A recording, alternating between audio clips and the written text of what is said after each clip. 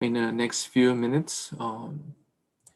And maybe Moksha Mataji, you want to say something? How was your group and how did it happen? I'm curious to hear.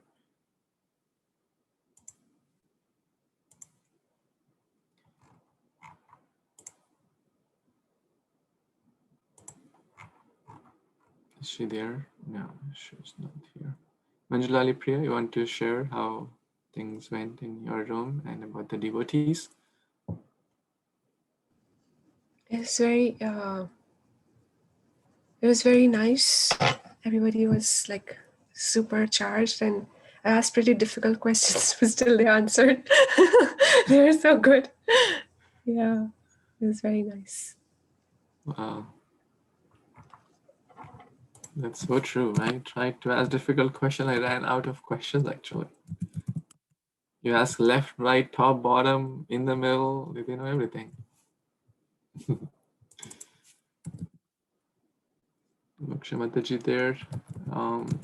Anyone from the participants want to speak? Those who gave exam?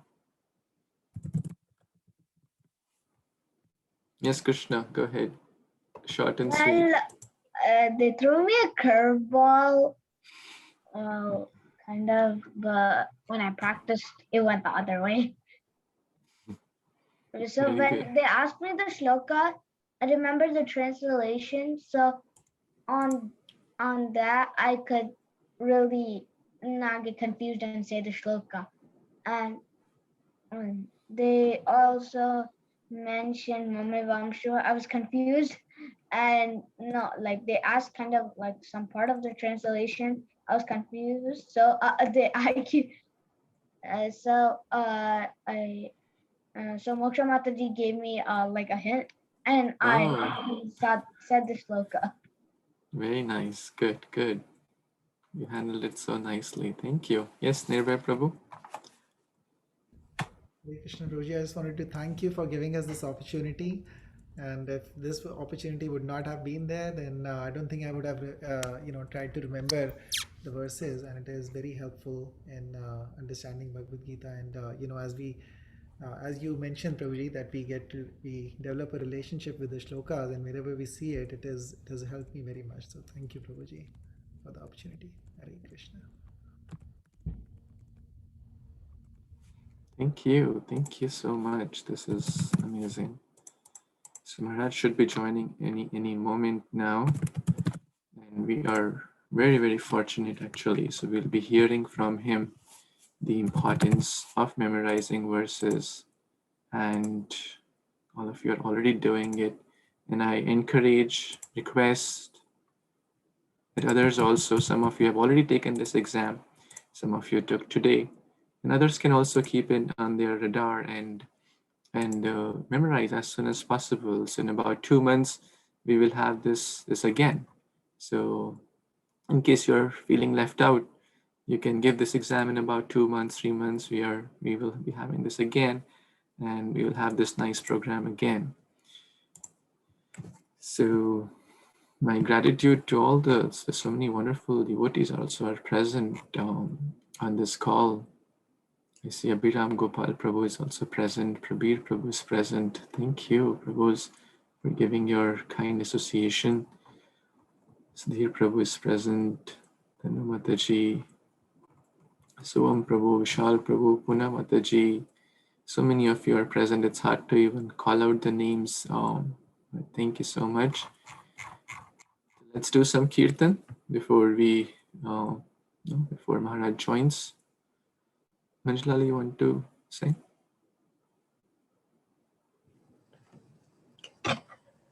Nama Om Vishnu Padaya Krishna Prishtaya Bhutale Srimate Bhakti Vedanta Swami Iti Namine Namaste Saraswati Deve Gauravani Pracharine Nirvishesha Shunyavadi Paschatadeshatarine Jaya Shri Krishna Chaitanya Prabhu Nityananda Shri Advaita Gadadhar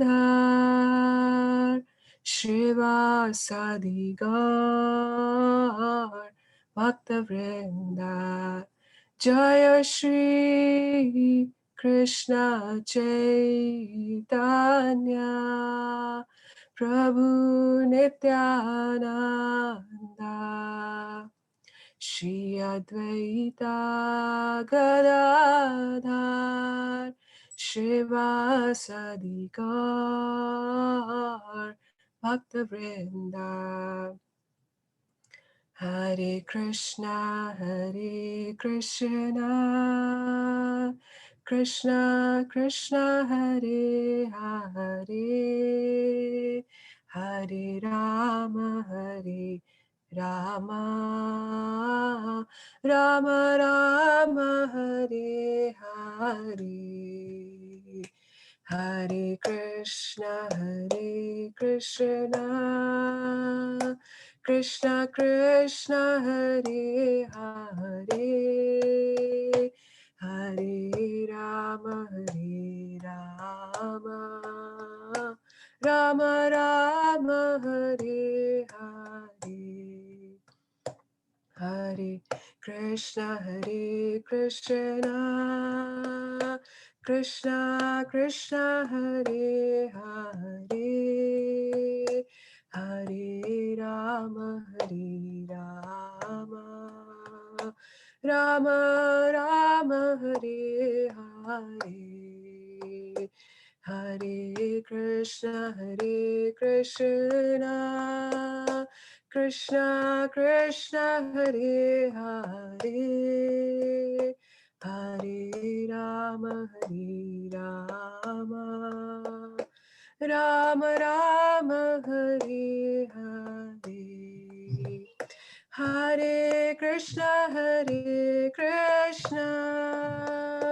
Krishna Krishna, Hare Hare, Hare Rama,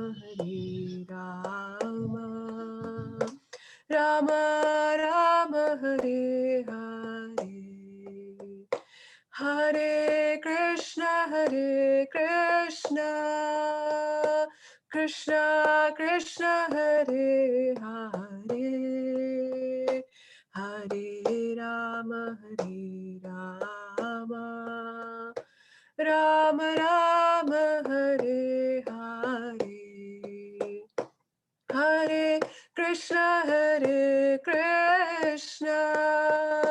Krishna Krishna, Hare Hare, Hare Rama,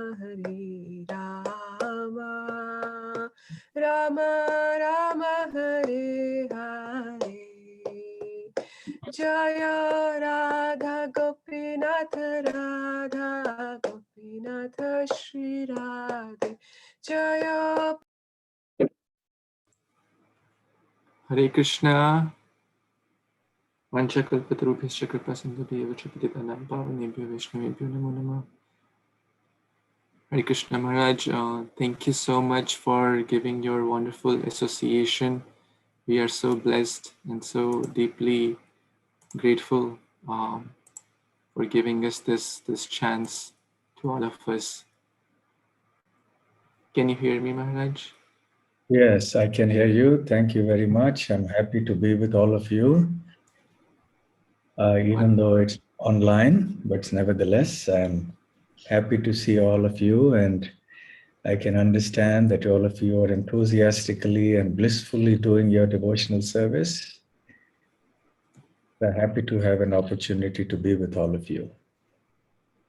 It's our very great fortune that you have accepted our kind invitation to give us your wonderful association. We are very, very indebted to you, and I request all of our devotees to please kindly welcome His Holiness Bhakti Rasamrita Maharaj with 3 times loudly chanting Hari Bol, Hari Bol.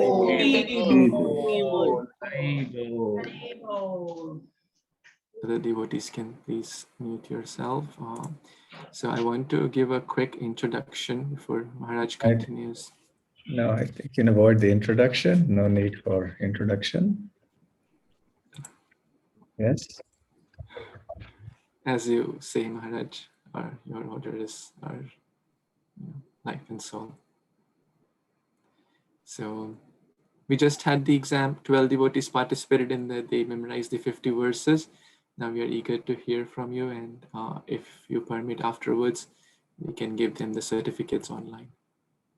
So when you say 12 devotees participated, it was children or adult devotees or both? Both mix, mostly children. We had this program about 2 months back where 9 devotees participated. They memorized 50 verses, and now 12 more. So they are very eager to receive certificate also from you. Okay. So would you like me to start with Jai Radha Madhava or straight to the lecture? Either way is fine, but from our heart and on behalf of all our devotees and the congregation present from ISKCON Tampa and our online other programs, really we welcome you from our heart with the garland of gratitude, and thank you so much again and again for accepting our invitation to give us your holy association. Thank you so much. You can start with Jai Radha Madhav, or either way is fine. Jai Radha Madhava Kunja Bihari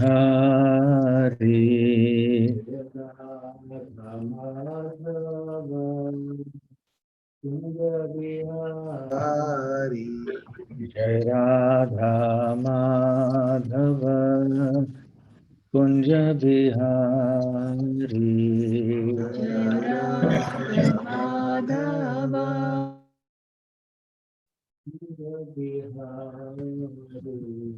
Jaya Gopi Jana Vallabha Girivaradhari Gopi Jana Vallabha Girivaradhari Jaya Gopi Jana Vallabha Girivaradhari Gopi Jana Vallabha Girivaradhari Yashodanandana Braja Jana Ranjana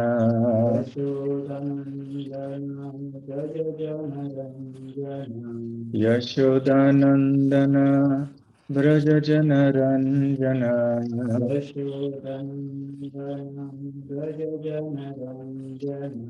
Yamuna Tira Vanachari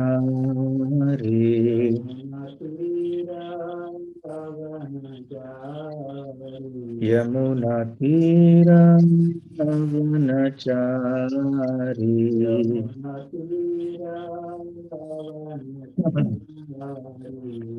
Jaya Radha Madhava Kunja Bihari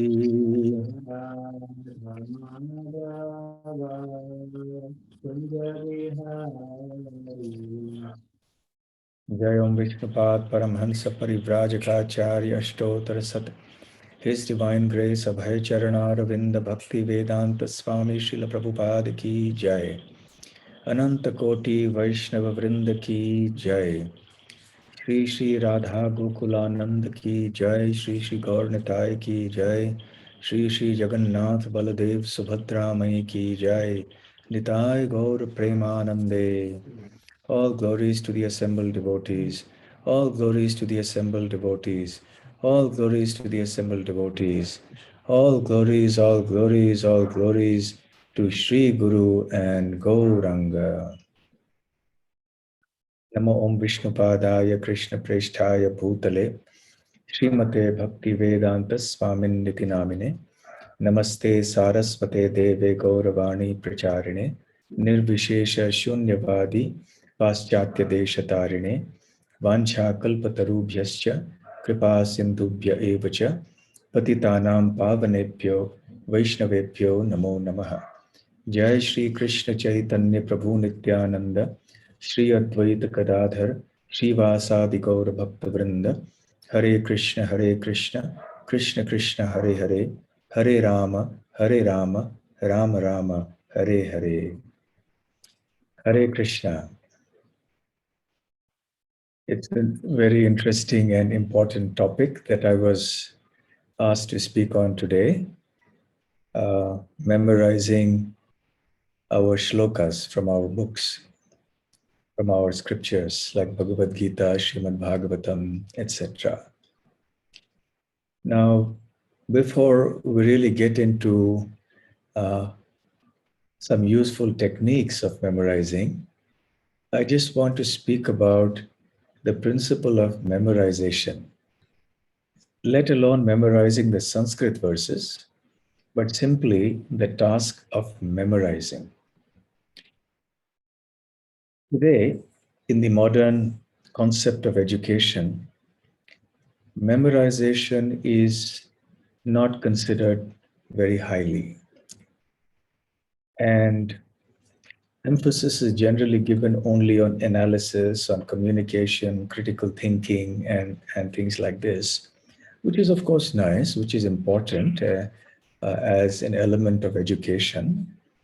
However, that does not mean that memorization should not be there, or that we should dismiss it because we call it rote learning, blind rote learning. Actually, memorization has its role and its utility and importance in the process of education, and specifically in the development of the human intellect and consciousness. Now, it doesn't mean that you will have only memorization and nothing else.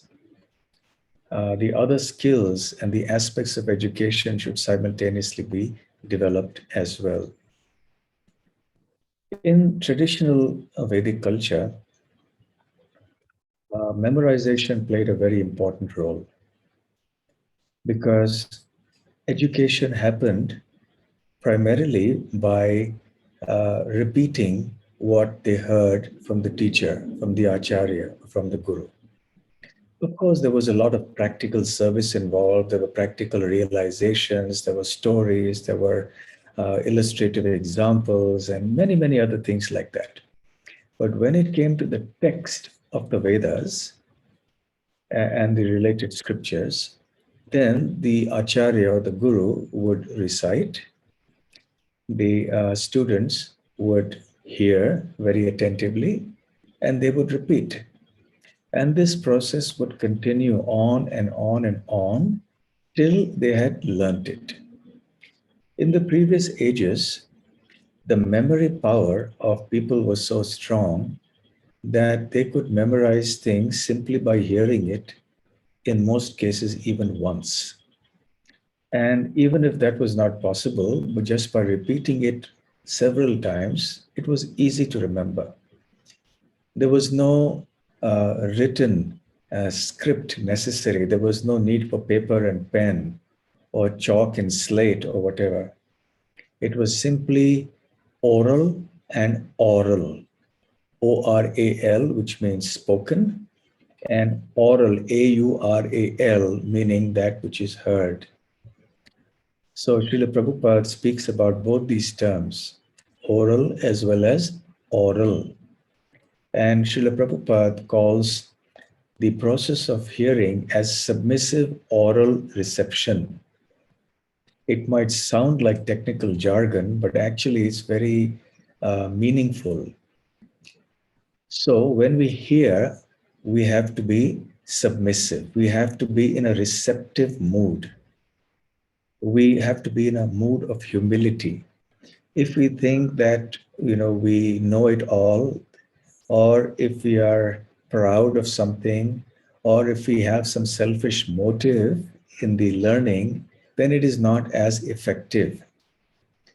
So it has to be received in a submissive way, in a faithful way, in an eager way. So that is called submissive oral reception. Oral meaning through the ears. So we receive the sound vibration that the teacher is chanting through our ears. And all of us know the Srimad Bhagavatam pastime of Prahlad Maharaj and the famous verse, Shravanam Kirtanam Vishnu Smaranam Padasevanam Archanam Mandanam Dasyam Sakhyam Atmanivedanam. So iti punsarpita Vishnu bhaktischin navalakshana.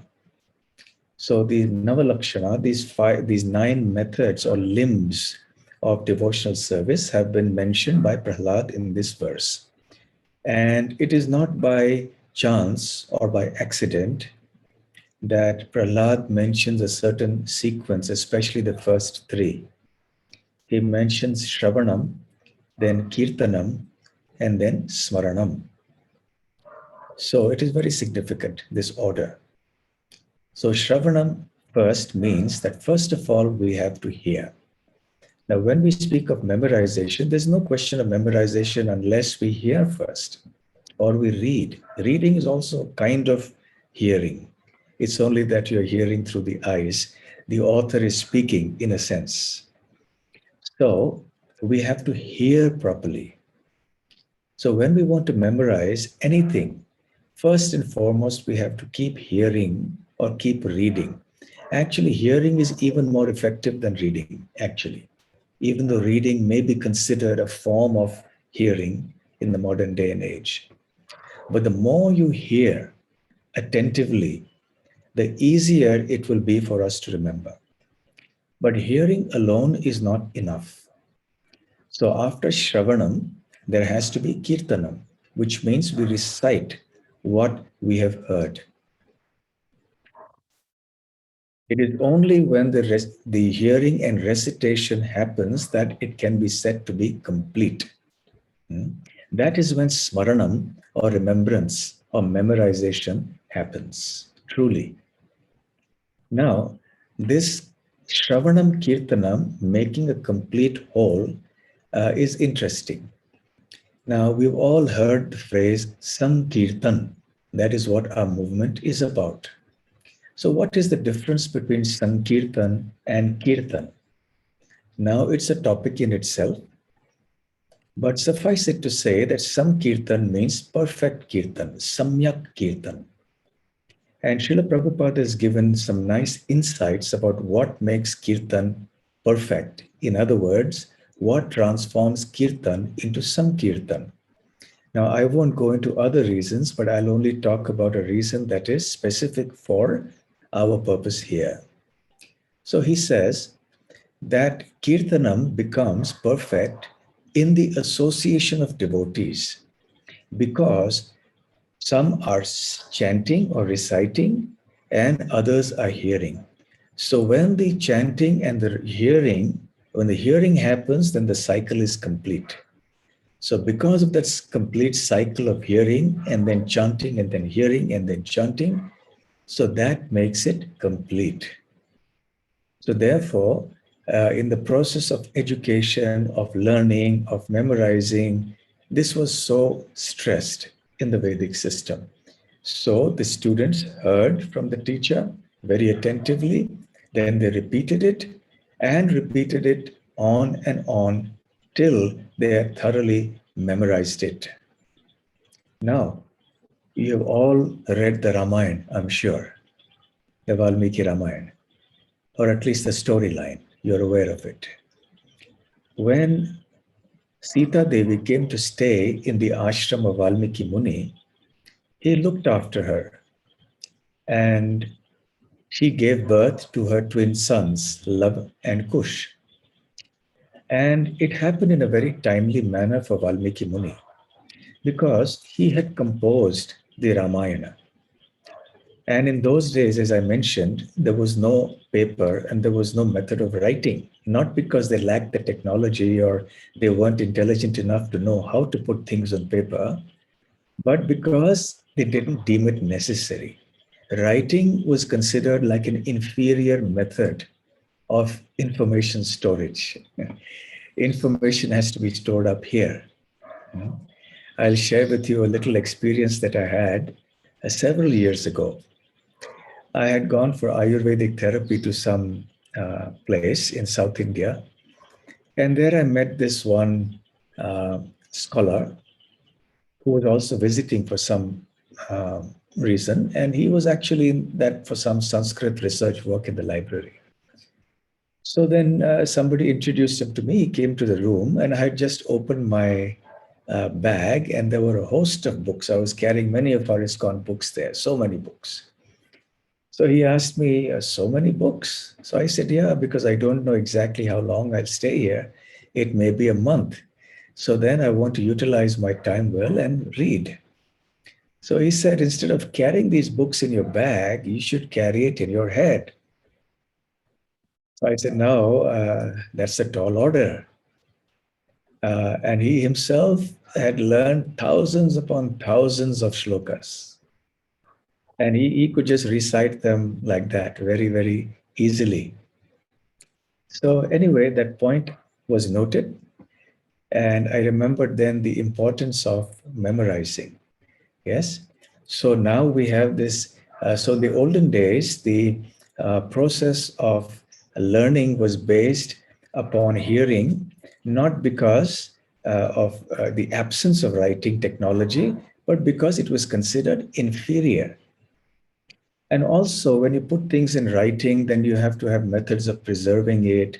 And then it may get lost. Somebody may steal it. It may get burnt in fire.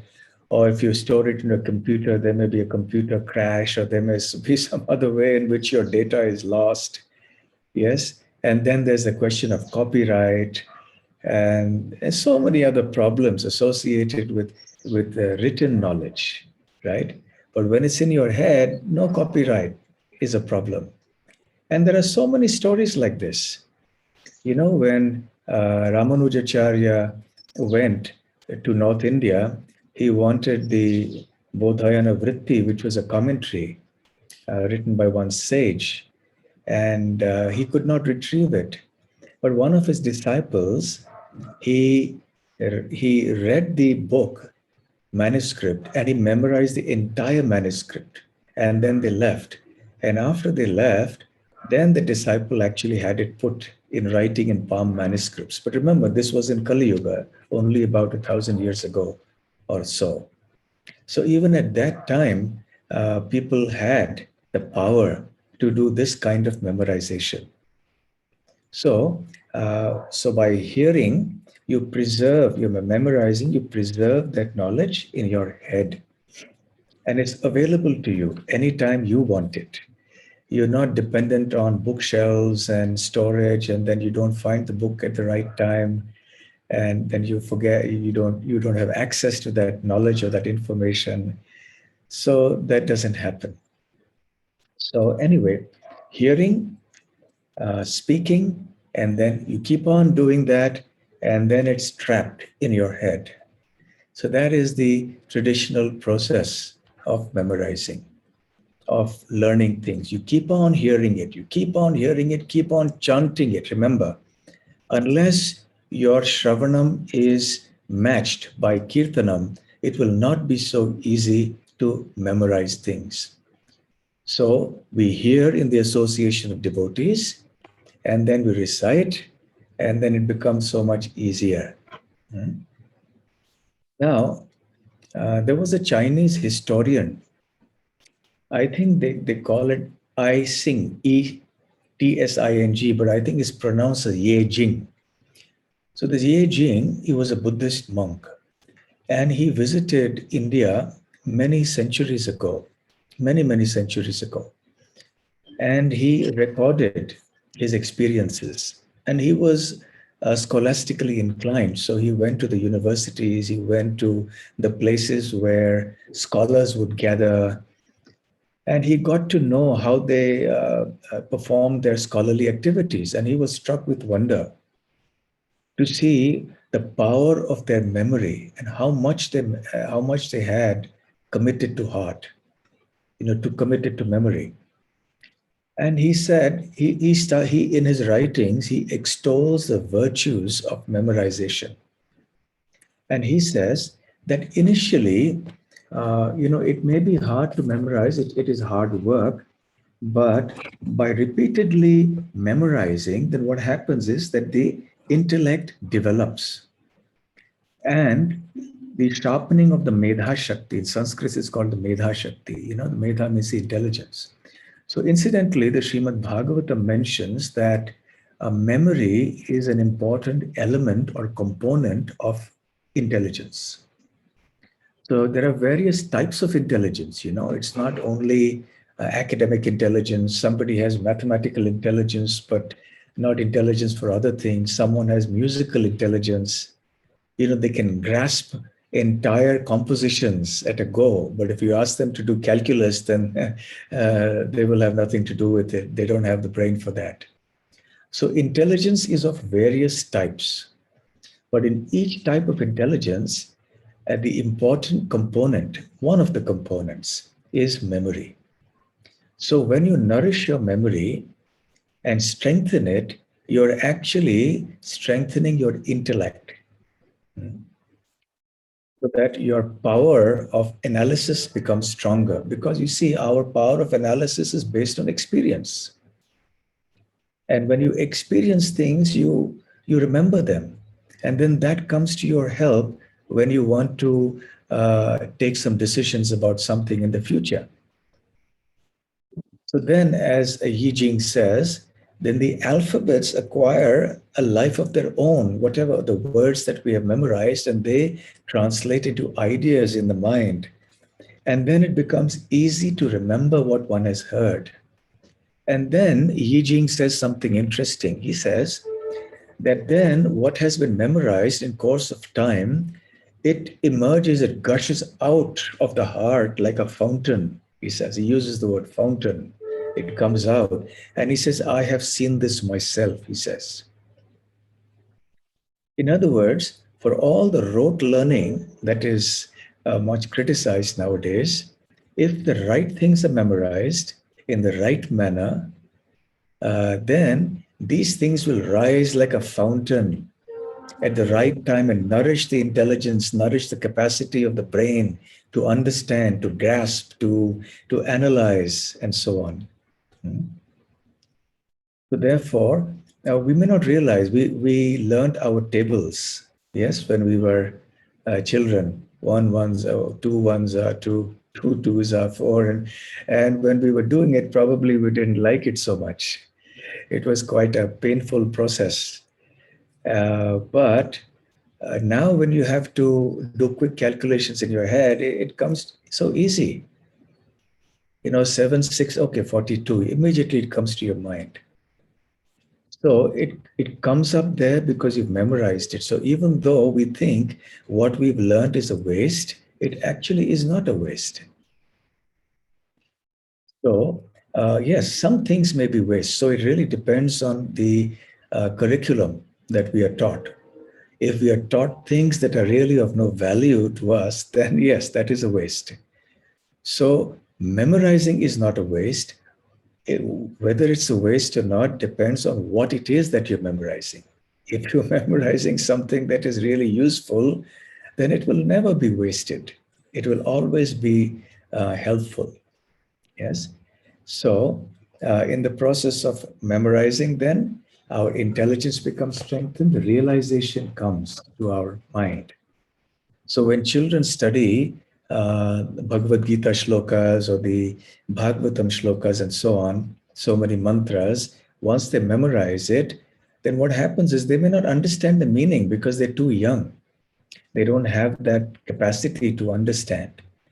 But because they've memorized it, at some point in time in future, when their knowledge, their intelligence, etc., has developed, and they've learned more and more, and their capacity to understand abstract ideas and concepts advances, then what they have learned in their childhood will now be understood.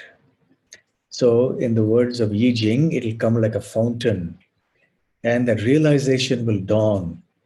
So initially, it's only bookish knowledge, it may appear. what is called jnana. Jnana means knowledge. But when they grow up, because they've repeatedly been using it and they're cultivating their analysis power of analysis, and they're learning in so many ways, then that gets transformed into vijnana. Vijnana means experienced knowledge, practical knowledge, in Srila Prabhupada's words. So then it never goes wasted. So when that child grows up and reads the Bhagavad Gita or hears, then the meaning of that verse actually flowers within that devotee's heart. It becomes so much more meaningful now because the words are already, in the memory. But the deeper meaning of it, the realization of it, also dawns within the heart. So I like this phrase a lot, like a fountain from the heart. It emerges and it subsumes, it consumes the intellect and the consciousness. So that is how it used to be.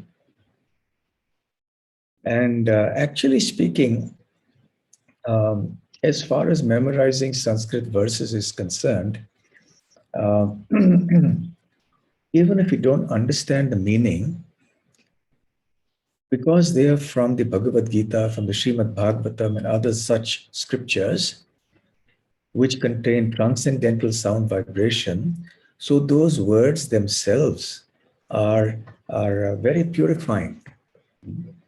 They have their effect. Srila Prabhupada mentions that when there is thunder, the sound of thunder, the clapping of thunder, then everybody across the globe, in whichever part of the world they reside in, they get one message, the same message. There is some fear that immediately comes into the heart when all of a sudden there's a loud clapping of thunder. Yes, we get startled and there's a momentary feeling of fear. So that happens to everybody across the globe. So similarly, even if one doesn't understand the meaning of the verses that one is learning in childhood, but because those words are transcendental, they have spiritual potency because they're non-different from Krishna. So they have a very powerful effect. They will still purify our heart. They will still create all auspiciousness within the heart. And they retain the potential to give us a deeper understanding, to give us a taste for scriptural studies and understanding and practice. They will give us a potential for further absorption in scriptural studies. So in this way, when one goes on studying like this, without understanding even, this is the benefit. Imagine how much will be the benefit if one actually understands the meaning. Now, this is called Kaimutya Nyaya. This is one of the aphorisms in Sanskrit. Kaimutya means kim uta. If for this so much, then for that how much? Okay. So, if without understanding the meaning, you get this kind of benefit, and then if you understand the meaning, if you're doing it with understanding and with faith, etc., further, then imagine how much more will be the benefit that you will get. Yeah. So we should not deride the process of learning Sanskrit verses merely because one doesn't understand the meaning of those verses. One must do it with faith, with devotion and sincerity. Then the results will come. But of course, and now I come to the point of pronunciation. Even if we're not very good at pronouncing the Sanskrit for cultural reasons, for reasons of our upbringing, because we have not been exposed to the proper pronunciation of Sanskrit words and alphabets, we should make an attempt to do so. Because this is very important in the process of memorizing Sanskrit verses. Because if you're pronouncing the verses wrong and then you memorize it wrongly, then that's going to stay with you for life. Then it's going to be very hard for you to change and rectify yourself when you get older. because your brain has got so accustomed to chanting that in a certain way, it will spontaneously come out. So when we memorize the verses, it's important to learn the proper pronunciation. So when we hear, we should hear from people, not only those who are devoted, who are bona fide, authentic, who are practicing what they're preaching, etc., but also those who pronounce the verses correctly so that we can understand how to pronounce it. Now, if you're hearing it from the right person, then we should make an effort to learn the right pronunciation. Now, sometimes devotees say that Krishna is Bhavagrahi Janardana, which means his name is Janardhan, Krishna's name, and he's Bhavagrahi. Bhava means our devotion, our mood of devotion. Grahi means one who accepts. So Krishna accepts the mood of our devotion. So people use this to say that even if you make some mistake, and there is a famous Sanskrit verse also about it, some of you may already know about it. Murkho vadati Vishnaya, Dhiro vadati Vishnave, Ubhayor tat samam punyam bhavagrahi janardana. That's the verse, okay? So what this verse means is, Murkho vadati Vishnaya. The fool or the uneducated person says Vishnaya when he wants to say unto Vishnu, right? Just like we say Om Krishnaya Namaha. So when you say obeisances to Krishna, unto Krishna, then Krishna, you transform the word, deflect the word as Krishnaya. But the same is not with Vishnu because it ends in U. So if somebody thinks that because it's Krishnaya or Krishna or Vishnu also I should say Vishnaya, that's wrong. So Dhiro vadati Vishnave. So Dhira means the learned person pronounces correctly and he says Om Vishnave Namaha, not Om Vishnaya Namaha. So there is one person pronouncing it wrong, the other person pronouncing it correctly, but Ubhayor tat samam punyam. But for both of them, equal benefit is attained if they are both very devoted and faithful and sincere. Why? Because Krishna is Bhavagrahi Janardana. So, using this verse, this is a very important verse for us because ultimately this is our principle. We are devotees. We want to love Krishna. So, love or pure bhakti is our ultimate objective. So, everything else is secondary. So, love for Krishna and love for everything connected to Krishna, including his devotees, is of paramount importance for all of us. So, yes, it is a fact that we have to give primacy to devotion, and even if perhaps there are some other defects, then it doesn't really matter so much when there is devotion. At the same time, when there is devotion, would one not try to do whatever one is doing for Krishna very nicely? Let us say somebody is, cooking for Krishna in the deity kitchen, yes? And if that person says, well, I don't know how to cook for Krishna, but Krishna is Bhavagrahi Janardana, so I'll cook any which way, and, and then it's okay, I'll just offer it to Krishna. So if that person genuinely has devotion, that devotee will make an attempt to learn how to cook nicely. That devotee will learn the method of cooking, will learn about various ingredients, learn various recipes, and take pains to learn, and then they will practice. Because I'm doing it for Krishna, so I must do it right. I must do the best possible cooking I can. So I have to struggle. So similarly, it is with pronunciation. We should not make an excuse that, well, I didn't learn it when I was small, when I was young, so it doesn't matter. I'll just pronounce the verses like that, in any way that just comes to my mouth. Of course, we should remember that there are cultural problems, and even after our best effort, we are still not able to pronounce perfectly, then never mind. Then the Bhavagrahi Janardana verse comes into play. The Bhavagrahi Janardana verse does not come into play when there is lack of effort on our part. If after learning cooking to the best of my ability, I've worked really hard, and then in the process of cooking there's a mistake and something happens and I offer it and I discover later, then Krishna will forgive, he will accept. Because he's accepting the devotion with which I have offered it to Krishna.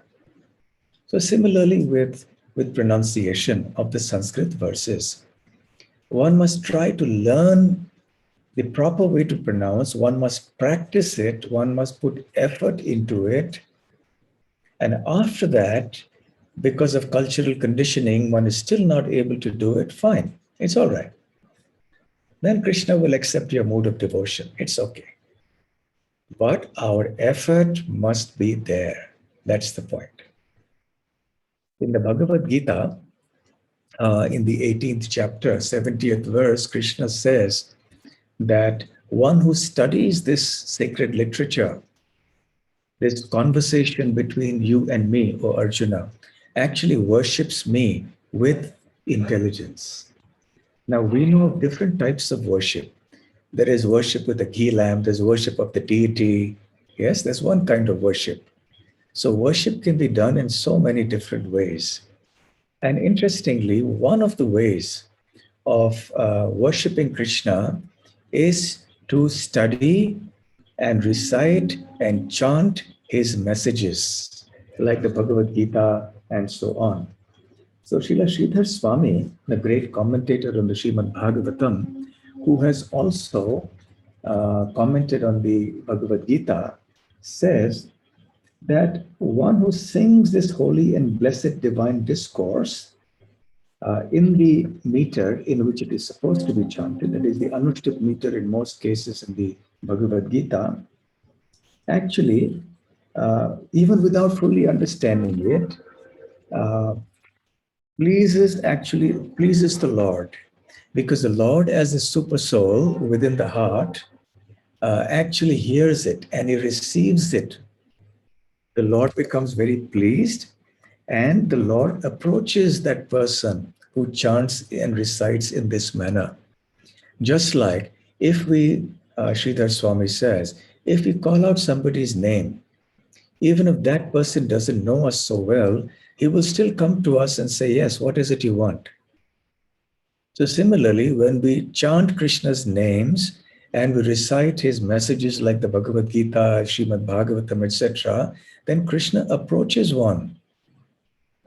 Similarly, the great Keshav Kashmiri, who was delivered by Sri Chaitanya Mahaprabhu, says that one who simply chants or sings only the verses pleases him very much, because he's engaging in an act of glorification of the Lord. Now, Keshav Kashmiri says that generally when we speak of studying the scriptures, like Bhagavad Gita, we speak about reading not just the verse, but understanding the meaning and then discussing the meaning, the purport of that. So this is actually what studying is about. But even if somebody doesn't go through the extensive process of studying, but simply takes only the verses and recites them, then Krishna becomes very pleased. So therefore, when we recite the verses, we make it a habit, make it your hobby to recite verses, then Krishna becomes very pleased.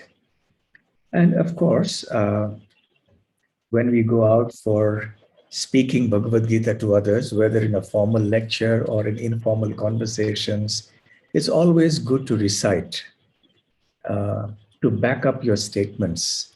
Srila Prabhupada frequently gave the example of a lawyer citing case law or the sections of the law to the judge to justify his case. So similarly, when we speak on the authority of scripture, like Bhagavad Gita. So we should be able to back up our statements with this. Another interesting aspect of this is mentioned by Krishna in the 17th chapter of the Bhagavad Gita, when Krishna discusses the three types of austerity. There is austerity of the body, there is austerity of speech, and there is austerity of mind. So when discussing austerity of speech, he says that Svadhyaya Abhyasanam, or the recitation of Vedic literature, is one type or one limb of austerity of speech. So by such austerity, cultivating such austerity of speech in the mode of goodness, one actually develops one's attraction for Krishna. Again, this is what Sridhar Swami comments in the Bhagavad Gita, in his comments. So when we are actually reciting with faith, then our love for Krishna automatically grows, our attraction for Krishna grows spontaneously. We all know the pastime of the South Indian Brahmana in Sri Rangam when Chaitanya Mahaprabhu went there.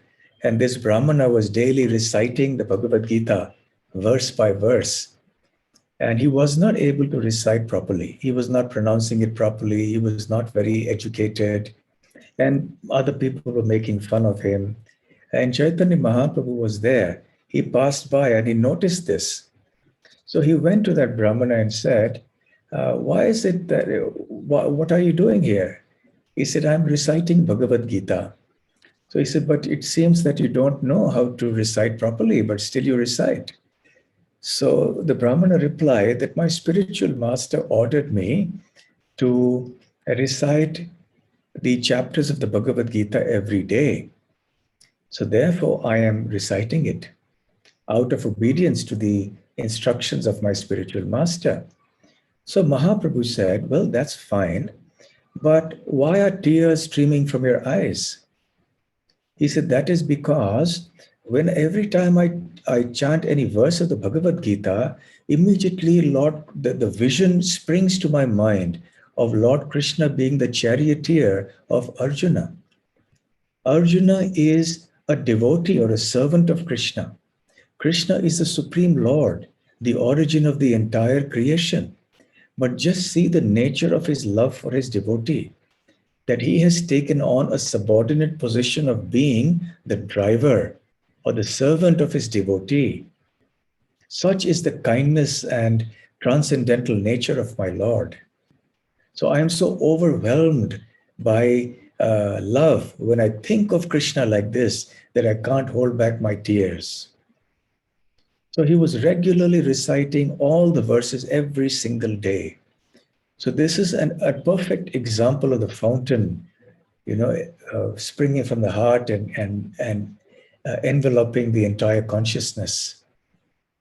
So even though he didn't understand the meaning of the words, but because those words were transcendental, and because he was chanting with such faith, and because he was being instructed by a bona fide devotee of the Lord, so his practices of chanting and learning those verses actually ended up making him the topmost student of the Bhagavad Gita.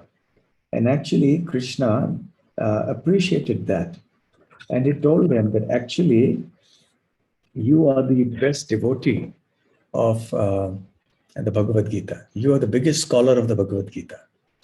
Even though you don't know Sanskrit and you can't pronounce these verses properly, but you are much better than all these other pundits who are very proud of their scholarship.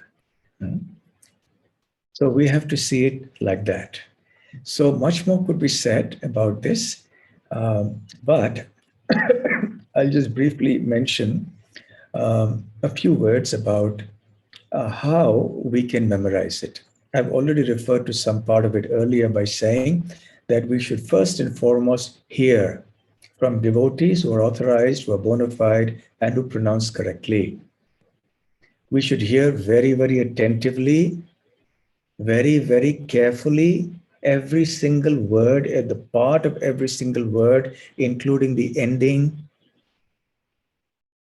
and how the words join together, how they combine together. We should learn the right melody. And nowadays, of course, there is technology, so you can pause. So every time you hear, pause the button and then repeat like that. Play it again, pause, chant, pause it. And in this way, you keep repeating, and compare your pronunciation with the pronunciation of that devotee. And in this way, you will refine your pronunciation skills. And at the same time, you will also learn the verses. Now, it's important to recite aloud. Well, you don't have to shout it, but at least you must hear it. It is said that when you hear your own chanting, that actually helps the memorization. So the Shravan Kirtan, if you do that properly, it's effective for memorization. Yes, so then you chant, repeat aloud after that person, and continue doing that as often as you can, as often as is necessary. Make it a regular habit. Make it like one of your favorite hobbies. And you will see there will be a lot of benefit for this. The way some of us have learned shlokas is, apart from just reading from book, is to write down in cards, and write down in our notebooks and diaries, and then keep it in front, and then keep on repeating that again and again and again. So that is a very nice way of learning. Another thing that's very helpful to memorize verses is that you try to understand the meaning of the verses. Even though I did mention earlier that even if you don't know the meanings, it's still powerful. But for small children, you need not teach them the meaning word by word. But for adults, it's very useful to learn the meaning. Then the memorization becomes much easier. And if you get lost sometime, you can pick up the threads from where you left off because you know the meaning now. So writing down also is good. If you want to do it as an exercise in a group of devotees, that's even better because then you don't get bored and you don't feel lonely and you don't give up after a very short time because there's everyone else there to encourage you. So in a group of devotees, that becomes Samkirtan actually. So Samyak Kirtan, perfect recitation, hearing, and memorization. And also, if you like, you can rise early in the morning to do this, along with your chanting. Once you've done your chanting, then you sit down and recite these verses. It's very, very effective because in the morning, the mind is also fresh. It's the mode of goodness. So very easy to remember at that time. So please try that. Also, have a positive attitude. Don't be overwhelmed by the idea, oh, I've passed out of school, decades ago, and I've lost touch with learning now. And I can't possibly remember all this now. It's just not possible for me. Don't underestimate your capacity. Have a positive attitude. You can definitely learn with effort if you do it the right way. At the same time, I will also say the converse. Do not develop a negative attitude or do not become depressed when you find that you're not able to learn the verses like some others may be able to do. We're all different individuals. We're all in our different circumstances. So it's not that everybody will be able to remember the verses identically. So don't get worried if you can't learn as many verses as somebody else is learning. You see it from your own point of view. We are doing this not to show this to others. We are doing this to please Krishna. We're doing this to purify our heart. We're doing this to develop taste for Krishna consciousness and the scriptural topics.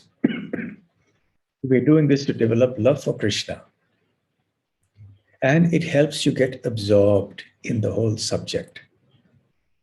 So the techniques that we used to do when we had it in our temples here is, every verse usually has 4 quarters. In Sanskrit, each quarter is called a pada. Or in English, when it's put in the English transliteration, it is 1 line. So there are 4 lines. So for each pada or line, you repeat that. Say you're hearing it from somebody, pause, and then say that 3 times or 5 times. Then go to the next path or the next quarter, that's the next line. Do the same. Repeat it 3 times or 5 times. Then you recite the first 2 padas, that is the first half of the verse, and say that 3 times to 5 times. Then you go to the third quarter, hear that, say it 3 to 5 times. Go to the fourth quarter, say it 3 to 5 times. Then the third and fourth quarter together, say it 3 to 5 times. And then you say the whole verse 5 times, 10 times, 20 times, 30 times, as many times as is necessary. And remember, from your experience, for those of you who were passed out of school and college long ago, you remember the need to revise your studies, yes? You learned everything, and then the day before the exam, you wanted to revise what you had studied to refresh your memory. So it's not enough to just do it in one day and then you think you've memorized the verse and then that's it. Unless you're exceptionally gifted and you have some kind of photographic memory where you can just remember it like that. Some people are like that. It's always better to refresh your memory by revising it from time to time. So you can recite those verses that you had memorized earlier. And you can have a sequence in which you do that. The ones that you had memorized earlier, you do it now. And then the later ones you continue, and then the chance for refreshing them or revising them will come later. And in this way, by fresh learning and revision, you will ensure that the verses remain imprinted in your mind. And another important point that Srila Prabhupada says in one of his purports in the Srimad Bhagavatam is that when you learn these verses, a very important benefit is that if the time of death comes all of a sudden, as it indeed will for most of us, then you have the capability of spontaneously remembering or chanting some mantra, especially when you're in a time of difficulty. The Prabhupada especially mentions the prayers that Gajendra chanted in the Srimad Bhagavatam. He was able to do that because in his previous birth as a king, he had learnt all these mantras. And somehow or the other, by the Lord's grace, these mantras and prayers came to his memory all of a sudden at the time when he was in danger. And so he called out for the Lord, and the Lord reciprocated and came and saved Gajendra. So these are a few tips on memorizing verses. And I do hope that you will find it a very exciting and joyful devotional exercise. Okay, so I think I'll stop here. Have I over exceeded my time limit, or is it okay?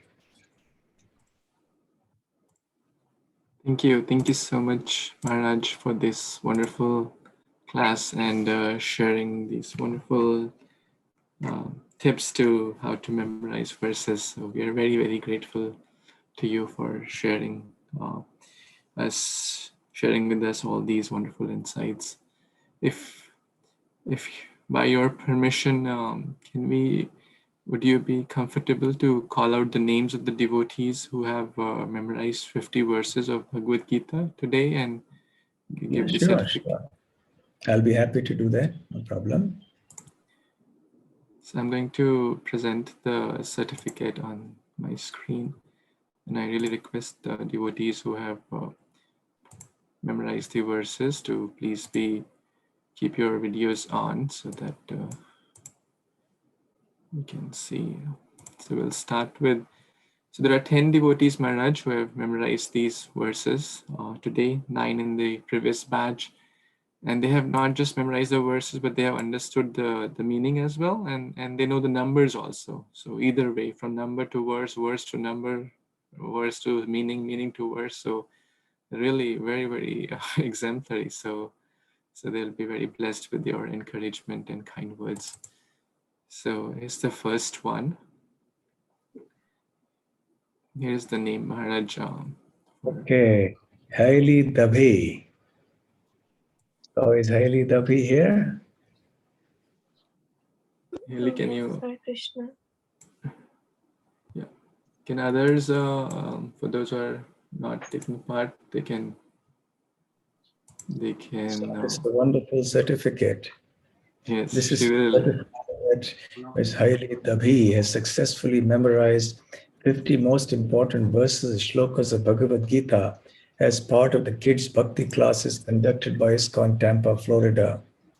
She is awarded the certificate of recognition on 1st August 2021 for her special devotional qualities and exemplary spiritual qualities.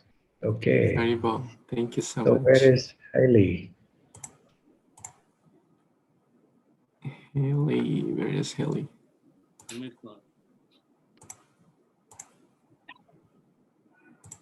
Yes, okay. Congratulations and Hare Krishna. Hare Krishna. Hare Krishna. Please continue to learn verses like this.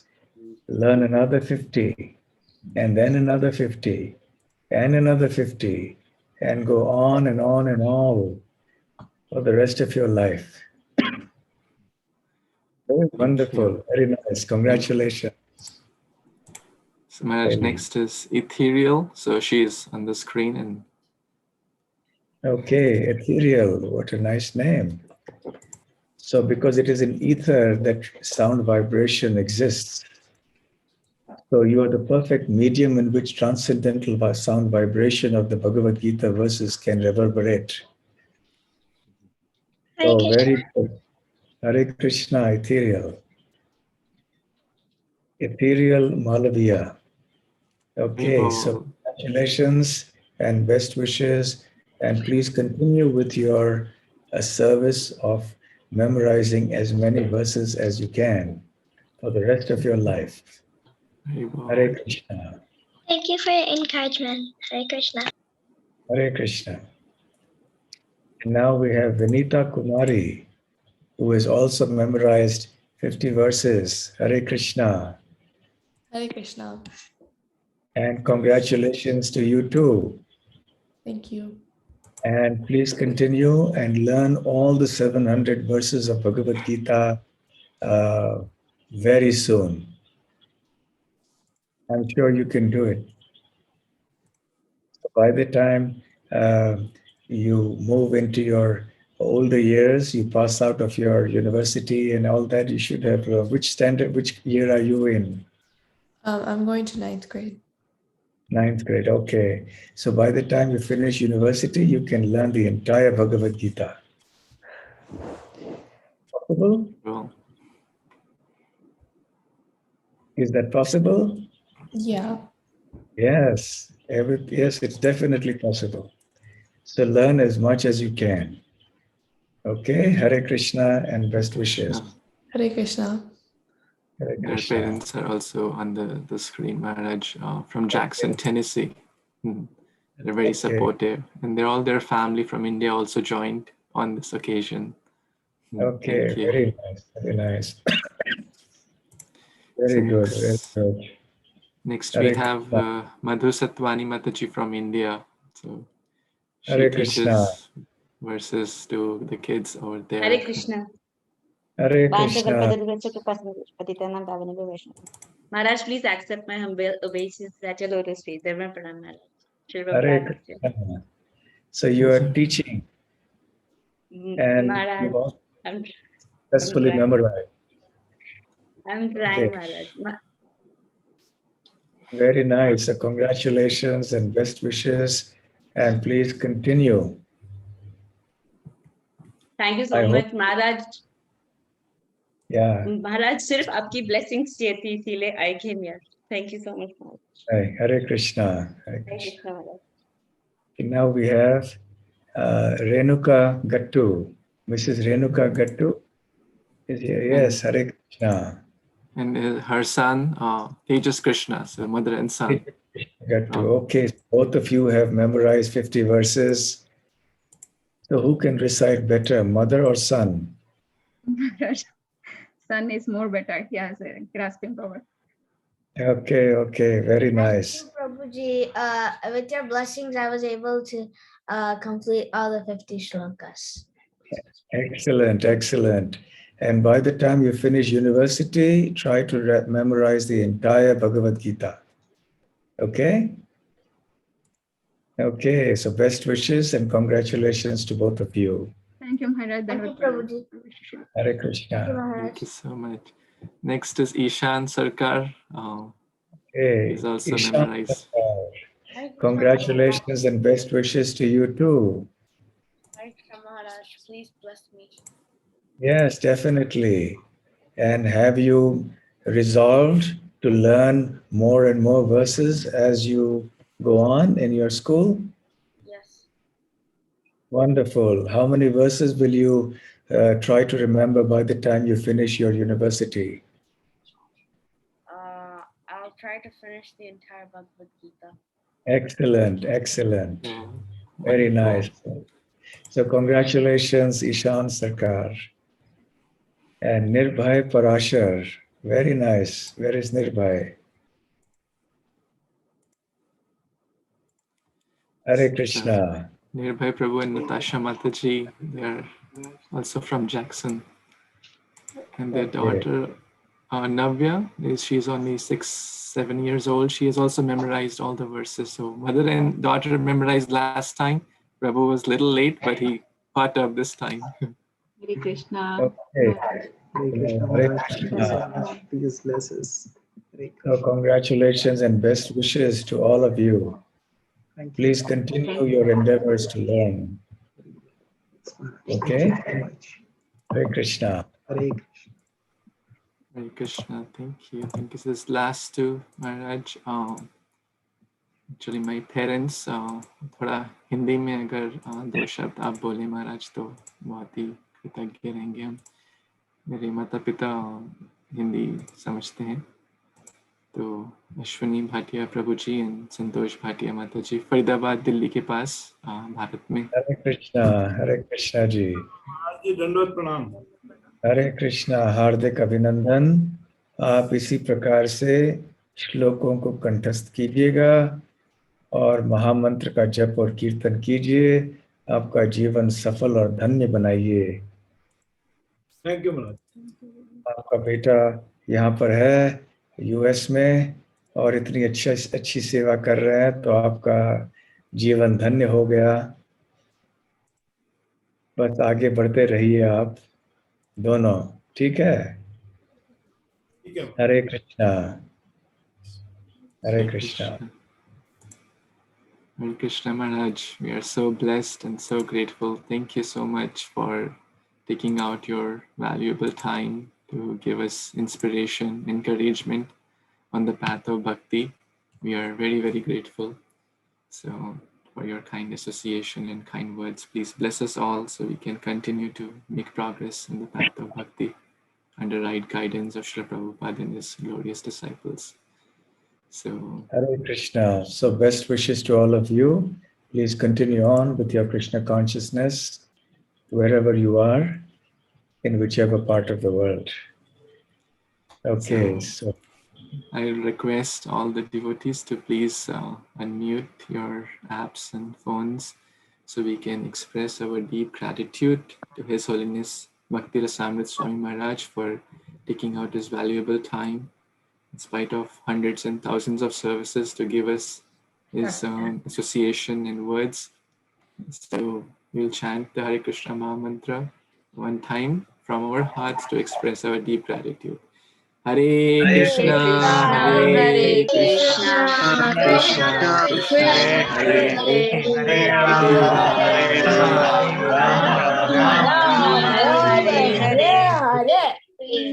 His Holiness Bhakti Rasamrita Swami Maharaj ki Jai.